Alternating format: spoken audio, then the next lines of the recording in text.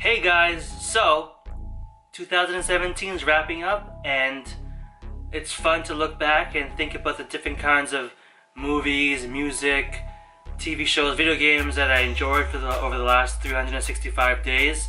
So I've got in front of me my list of favorite things that I'm going to refer to while I go through this video. I'm going to talk about my favorite music for the year, my favorite movies, my favorite video games, and even my favorite technology.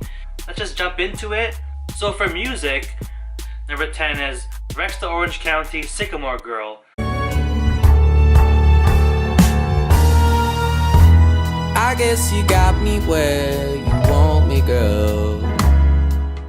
The reason why I really like this song, as you can, if you just heard a little bit of a snippet of the song, is because it's really mad chill and really relaxing. And I kind of discovered Rex the Orange County by mistake. I was just going through some playlists on Spotify and I found his music, and I found that it's really relaxing and his style is very mellow. So do check that out. So number 9 was Kink Rule's Check One. Is it the numb density? Can't even look her in the eye.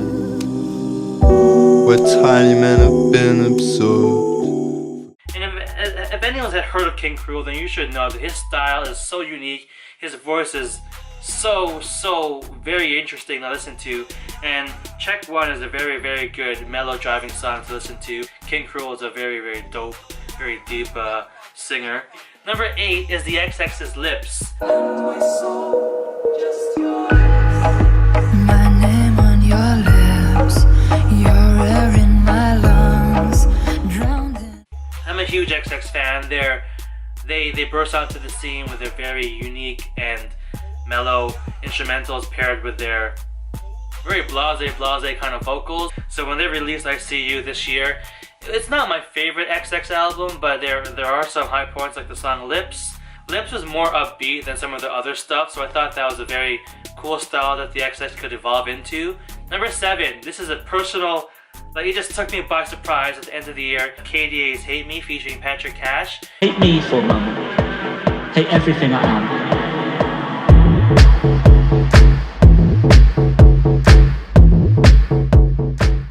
This is just a standalone banger of a techno track. So Patrick Cash is a poet, like a slam poet kind of guy. He takes a very 2017 specific poem about hatred and not letting hatred fuel you, and it gets transformed into a sick ass techno banger. And you gotta listen to that song because geez, it is, I don't know, it is so future sounding. I think that's all I can say is future sounding. Number 6, and surprisingly, Lana Del Rey finds herself on my list featuring A$AP Rocky with Summer Bummer. Chains, hip-hop in the summer. Don't be a bummer, babe. Be my undercover. I had a hate-love relationship with Summer this year. Something happened that rattled me, and then not too long after that rattling, I heard the Summer Bummer by Lana Del Rey and featuring A$AP Rocky and Playboy Cardi, and it just struck some notes with me. The tone, the way that the beat just drops out of nowhere. I thought it was a really sick song. Number 5 is Carl Sagan by Night Moves.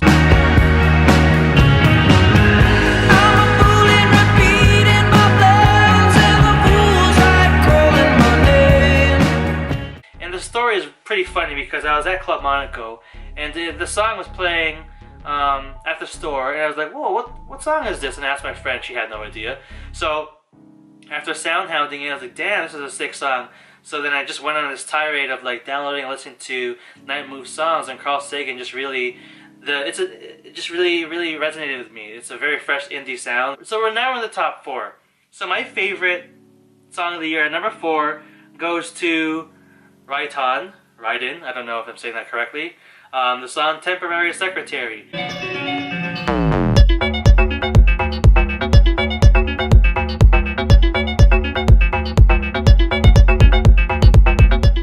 Very much, it's a very 2012 bloghousey song, and I think that's what reminds me, or that's what resonates with me the most, the Temporary Secretary. The reason why I bring up the word bloghouse is because around that time, 2009 or 2008, 2012, It was like a gives no fucks period of music where electro was just brash and vulgar and just very out there. It was a time in which they were still trying to, like, electronic music was still trying to find its sound and trying to find its place in the mainstream, I guess you could say.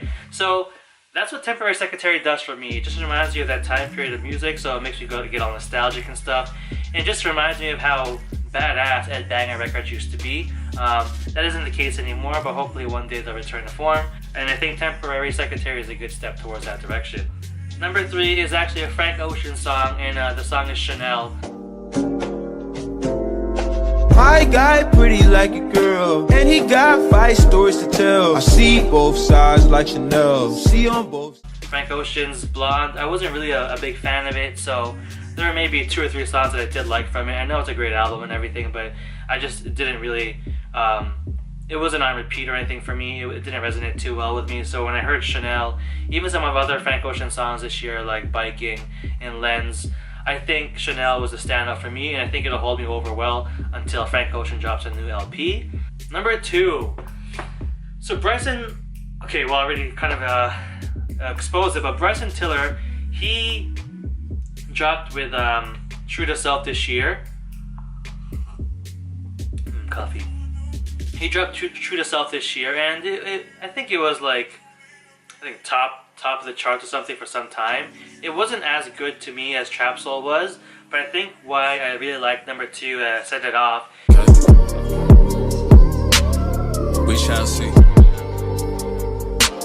Hey, I've been out here soul searching. Is because Set It Off really sounds like a natural evolution for Bryson Tiller to move from that trap sound all the way to a more traditional R&B kind of sound, and I really like that. And I think it's just the vibes and the emotions and the feels that True to Self kind of emotes. Is that a word, emotes? I think so. The vibes that it emotes just really sit well with me, and I still listen to it on repeat. So that's why Bryson Tiller Set It Off is number 2 on my top 10 list of 2017's best music. And I had a hard time thinking about number 1 just because I didn't really go off of my Spotify top 10 or my Spotify most played list this year, because actually that number 1 went to Bryson Tiller Set It Off. That was the number 1 song on Spotify for me. But I had to rejig some stuff around and say what song really created an impact, not only with me, but in the music world. And that song has to go to Kendrick Lamar's Humble. It been a day for me. Yeah.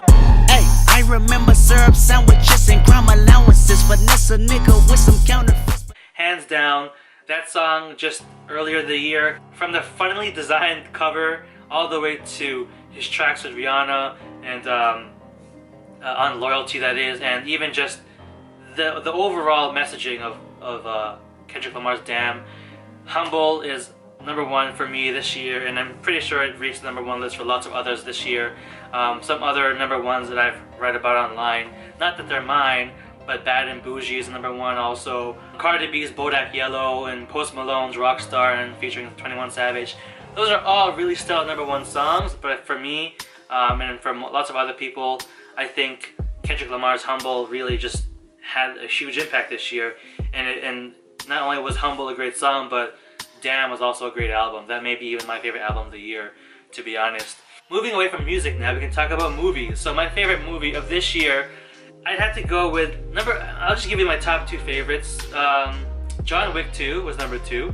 I think Keanu Reeves is doing a great job bringing back the old action movies of the 80s and 90s, and he's doing it in such a, well, not just himself, but the whole production crew that directs John Wick is doing it so well and so with such style that it's not gaudy. It's gaudy in some ways, but it's a good gaudy that makes any sense. So in case you haven't seen any of the John Wicks, John Wick is a story about a former assassin who tries to leave the assassin world, but then he gets pulled back into that world due to some circumstances. In the first movie, it's not really spoilers in the trailers, but his dog dies. That dog that died was given to him by his dead wife as well. So like that John Wick or Keanu Reeves, John Wick goes on a killing spree to get revenge on the assassins that are causing him so much stress.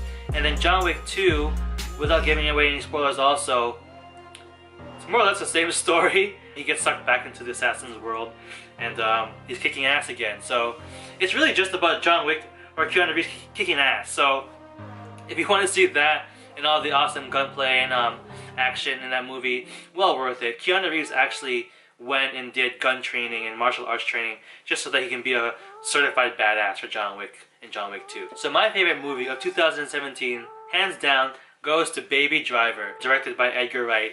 And if you've never heard of Edgar Wright, you've probably seen some of his movies, some of them being Shaun of the Dead, The World's End, Hot Fuzz. I absolutely love and adore Shaun of the Dead and Hot Fuzz. Those movies are hilarious. Simon Pegg is great. So when I saw that Edgar Wright is making a more, I wouldn't call it a Hollywood mainstream movie, but when I saw that Edgar Wright has a new movie in theaters, it struck me, it struck a chord with me. And it's actually a funny story because I had no idea. I had probably seen a trailer or something here and there with a YouTube ad, but I've kind of skipped it after 5 seconds, like who doesn't? We all do. I was actually going on a date and the girl wanted to see Transformers, I think something Fallen Night, the latest Transformers movie from this year, 2017. And I was like, no, wait man, no way, we're not watching that. So I looked it up on the Cineplex app and I found Baby Driver, and I think the small 5 seconds of the ad and also just the art style of the poster on the app kind of said, oh shit, I want to see that movie. And then when I looked more into it, I saw that it's directed by Edgar Wright. So whoa, okay, that's gonna be a sick movie. So the premise is essentially this guy, Baby, he's a driver for a criminal gang, criminal group. And he's a good guy. He's like a good not straight A kid, but he's a good-hearted guy.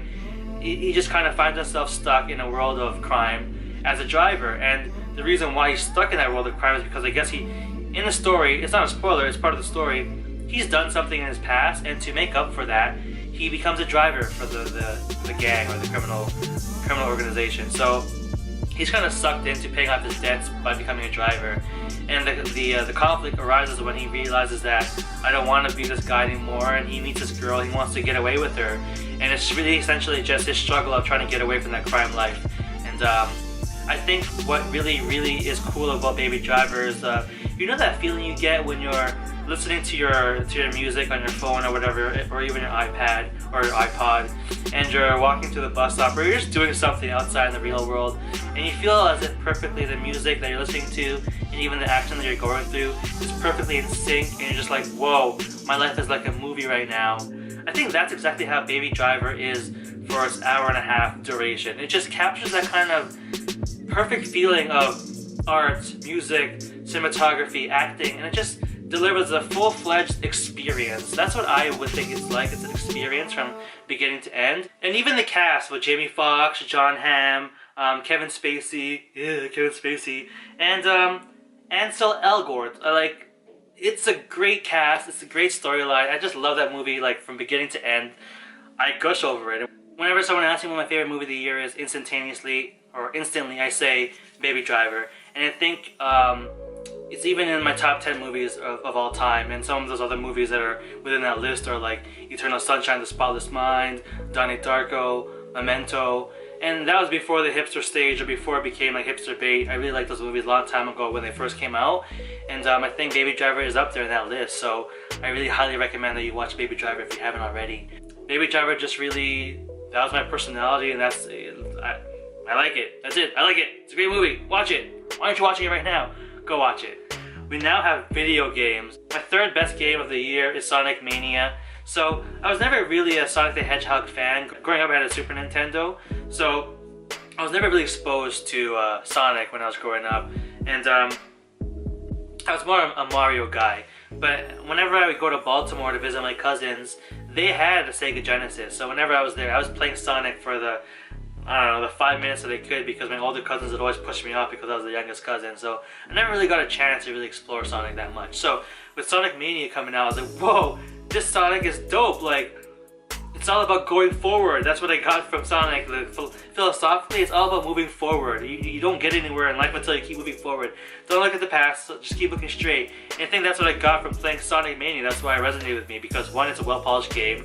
Two, it's all about speeding, going forward. And I just think it's very, very fun. And at number 2, going back to nostalgia again, is Resident Evil 7. That game freaked me out. That game was petrifying. It's also in first person, so for Resident Evil to take a new kind of shift or new gamble with their series was well overdue, and I think it paid off in dividends because everybody loves Resident Evil 7. I didn't get a chance to play it in VR, which I wish I did, but other than that, it was still a freaking sweet-ass game. It is survival horror going back to its roots, and I think if you're a survival horror fan, you have to play that game. My favorite game of the year, hands down, it's Horizon Zero Dawn. I just think, talking about the different types of companies that are exploring microtransactions and loot boxes and all that stuff, for Guerrilla Games to come out with a new fresh IP, an IP that stars robot dinosaurs in like the year 3000, 1,000 years after our existence, and just society trying to deal with that new threat. It's a fresh perspective on gaming, and everyone loves it. Whenever PS4 top of the year game conversations come up, it's Horizon Zero Dawn, and I think Ayla is a great character to be that face. The characters in Horizon Zero Dawn are lovable, the story is great, the gameplay is great. I always wondered, how are you actually going to battle robot dinosaurs with a bow? But they just did it. They did it well, and everything works. I have no qualms or flaws about the game whatsoever. And I think the only flaw I have is that there's not more of it. Like, I want to know when number 2 is coming out. I don't know. So that was my favorite game of the year, Horizon Zero Dawn, hands down. If you're a PS4 fan and you haven't played it yet, pick it up, get it. If you're an Xbox fan wondering why you should get a PS4, it's because of Horizon Zero Dawn. Jeez Louise, that game is sweet. My favorite technology, because I went through music, video games, movies, and also tech. That's another one of my favorite, my hobbies, my things. Well, I can talk about the phones that I've used this year, and the phones I've used in order are the HTC 10, LG G6, Samsung Galaxy S8, then the Google Pixel 2, and then the OnePlus 5T, and most recently the Google Pixel XL 2. In terms of my favorite devices of this year, I'd have to say it's a tie between the LG G6 and the Google Pixel XL 2. I started off the year really early on with the LG G6, and I think it was one of its first devices to have the 18:9 aspect ratio, the near bezel-less design, and it's just a solidly built quality device, and I don't think LG gets enough recognition for its devices. I think juggernauts like Samsung and whatever, they have too much marketing power, marketing money to throw into their devices, so people are kind of, the marketing of Samsung devices is oversaturated, and it just like, it eclipses LG's outings. But I think the LG G6 was a great device, and that wide-angle lens camera was great. Everything about that device was solidly built. Was solid, but the only thing that I didn't like about it was the software, and I think that's why it's a tie between the Google Pixel XL 2, which is a great phone internally. Like, everything about the Pixel XL 2 runs smoothly, buttery smooth, the camera's wicked, the speakers are wicked, the build quality is similar to the LG G5 if you've ever used it. It kind of like has a plasticky feel to it. It's not really premium like a G6 is, or even most of the other devices that I've used this year. It's not as premium. It has like a weird painted metallic coat on it, and even the screen itself, like, it doesn't look as sexy as a G6 or even a V30, but everything internally is a great thing about the Pixel XL 2. That's a tie between my two favorite phones of the year, the LG G6 and the Google Pixel XL 2. So also my favorite technology other than the phones is these two devices, my Google Home. Okay Google, how are you? I'm feeling pretty studious. Since the holidays are here, I've been learning some fun facts about Kwanzaa. It was created in 1966 by Dr. Malana Karenga, a professor of African Studies. See, I didn't know that, but I didn't know what life would be like without an assistant, Google Assistant, but obviously it's a nice to have. It's not necessary, but it's cool. It's a cool party thing. It's a cool, it's knowledge in a device, essentially. Like, it also has all your information about your calendar and your text, so it helps you with that. It's a Google Assistant, essentially. I know it sounds creepy that Google pretty much has access to all that stuff, but whatever. Like, if I want to know how tall Barack Obama is, like, I can know in like 2 seconds. Hey Google, how tall is Barack Obama? Barack Obama is 1.85 meters tall. There you go. I don't know how tall that is in feet and inches, but whatever. He's 1.58 meters tall. In addition to that, Google Home is sweet, LG G6 and Pixel XL 2 sweet. Phillips Hue light bulbs are pretty sweet too.